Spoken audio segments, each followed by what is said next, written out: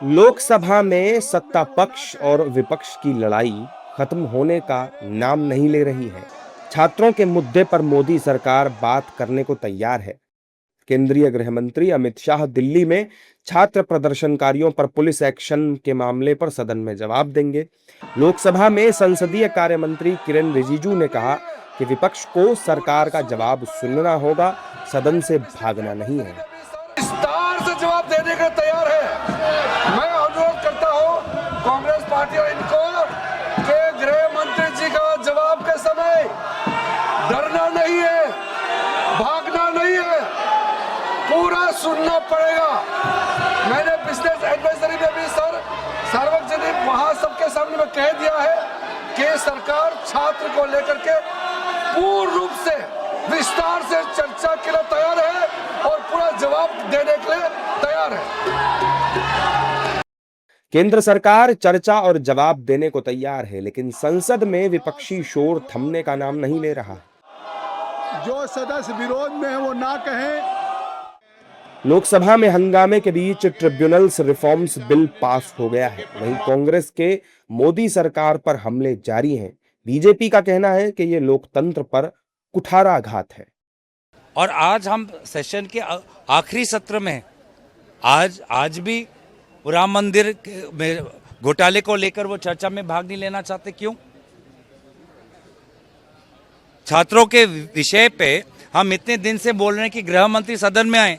ये जो समय क्यों खराब कर रहे हैं, समय क्यों व्यर्थ कर रहे हैं? दुर्भाग्य राहुल गांधी जैसा नेता प्रतिपक्ष होना। आखिर ये लोकतंत्र पे कुठाराघात है। उनको तो ऐसी निश्चित तौर से जिस तरह की पूरे मानसून सत्र सरकार चर्चा करने के लिए तैयार, बिजनेस एडवाइजरी कमेटी तैयार है, लेकिन बिना कारण हर हफ्ते पूरा सदन न चलने देना। जहां विपक्ष अमित शाह को घेर रहा है, वहीं सत्ता पक्ष राहुल गांधी को। वहीं एनडीए के सहयोगी भी दो टूक कह रहे हैं कि चर्चा करो, हम जवाब देने को तैयार है। वहीं विपक्ष चर्चा के मूड में दिखाई ही नहीं दे रहा।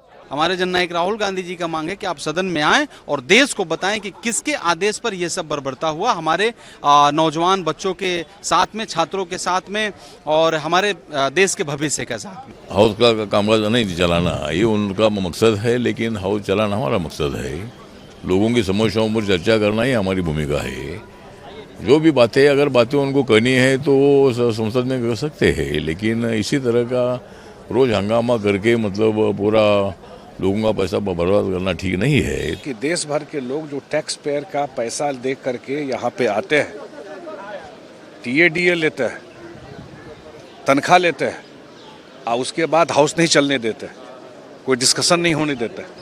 हम लोग अपने क्षेत्र का एरिया का बात नहीं उठा सकते और सरकार कह रही है कि हर एक विषय पर डिस्कस करने के लिए तैयार है, हर एक इशू पर डिबेट करने के लिए तैयार है और सरकार करती भी है।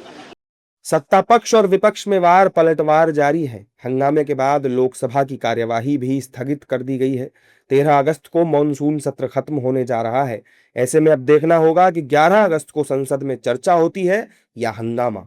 सवाल यही है कि जब अमित शाह जवाब देने को तैयार हैं, तो फिर विपक्ष हंगामा क्यों कर रहा है?